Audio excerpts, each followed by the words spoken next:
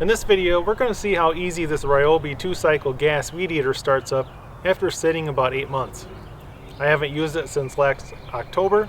Right now it's about mid-April. It's been hanging up out here in the back shed. I've been a pretty big fan of Ryobi products over the last 5-6 years. I just wanted to see how easy this thing starts up after sitting so long. Ryobi did a good feature on their weed eater. They listed starting instructions from 1 through 7. In case you haven't used it for a long time, you forget kind of the operating procedure. It's printed right there on the side of the carburetor.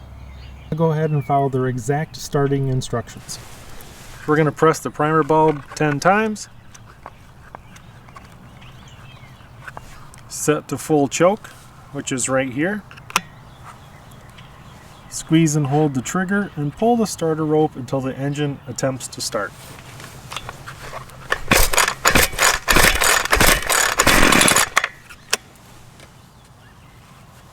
Now we're going to set to half choke. Pull starter rope until the engine starts, wait 10 seconds, and then select it to run.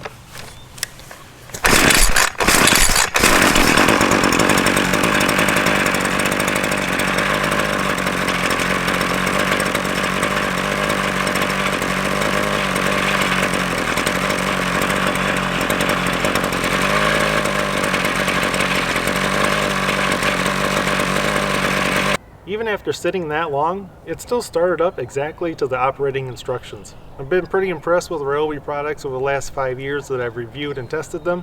I think you will too. Hope you found this video helpful and informational. Thanks for watching.